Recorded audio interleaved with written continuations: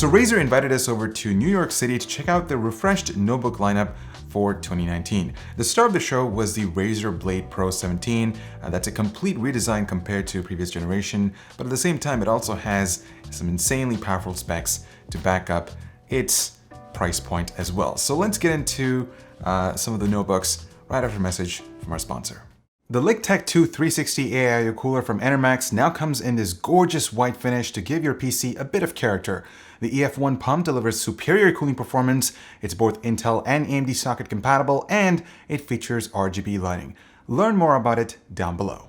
So this is the Blade Pro 17, and it's a complete redesign compared to its predecessor. So gone is the trackpad located on the right-hand side. It's shifted towards a more ergonomic spot that's more easier to use. Now think of the Blade Pro 17 as a supersized Blade 15, and what Razer is trying to do here is sort of unify their product lineup or their notebook lineup across the 13 inches, the 15 inches, and their 17-inch categories as well, so that they all look consistent across the board. So you get thinner bezels, a more robust selection of I/O ports, and overall it just looks like a big step up from the previous generation. Specs-wise, the Blade Pro 17 will feature Intel's latest 9th generation CPU, and there are 3 models of the Blade Pro 17, starting at $2,499, going all the way up to $3,200. So the base config will come with a 16 gigabytes of RAM and a 512GB SSD, which is PCI Express NVMe, and you also get a 2060 GPU, but you can also step it up to a 2070 or a 2080 Max-Q. Do note that the price delta between all 3 models are narrower compared to last gen.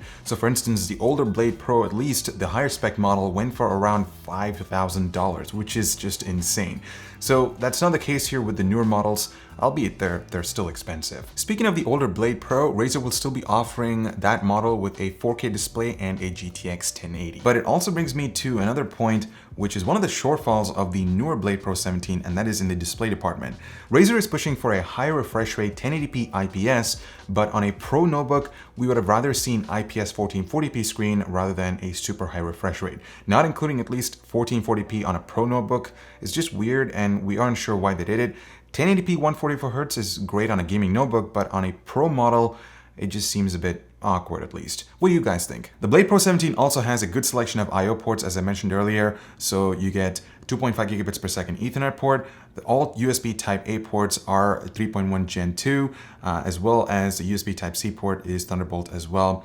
They've also included a UHS 3.0 card reader, which I think is great for content creators, and the fact that it's using the UHS 3 protocol means faster read and write speeds when transferring footage. So I think that's pretty nice. Unfortunately, we did not get a chance to get inside the Blade Pro 17, but Razer is actually trying to give users the option to upgrade the basic components like memory and storage. So the baseline that comes with 16 gigs of RAM comes in dual channel mode, so 2 8-gig sticks running at a clock speed of 2666 megahertz, but you can upgrade it all the way up to 64 gigabytes.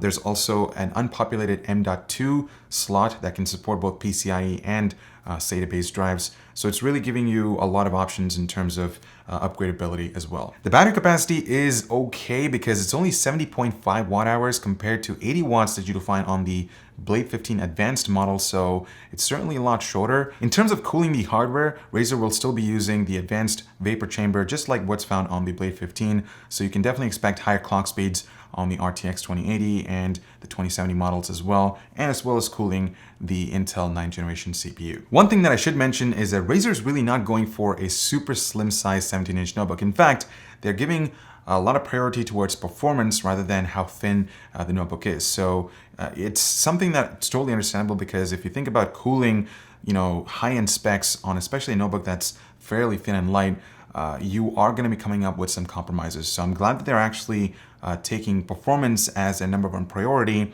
by sacrificing a little bit on the thickness of the Blade Pro 17. Finally, I do want to talk about the Blade 15 lineup. So there's still going to be a base model featuring Intel's latest 9th gen CPU, as well as an RTX 2060 with a 1080p 144Hz refresh rate. You're also going to be getting 512 gigabytes of PCIe NVMe SSD, but the 2.5-inch hard drive slot will be unpopulated. So I think that's a good trade-off. And it's also going to have the shorter battery and, of course, the inclusion of the gigabit Ethernet port, which is not found on the advanced model. Speaking of the advanced model, we now have a lot more information with regards to the OLED option that Razer will be offering in the 15-inch notebook. So the panel itself is provided by Samsung. It's a 4K display with touch support at 60 Hz, and it also supports 100% of DCI-P3, which is really nice. And there's also going to be a 240 Hz TFT option, which is 1080p on the Blade 15 Advanced model. And overall, it looks like the stack or the product lineup for the Blade 15 itself looks pretty solid, but of course, they all do come at a cost. So that's definitely something to keep note of. So that's pretty much it, guys. Let me know what you guys think about Razer's refreshed notebook lineup for 2019.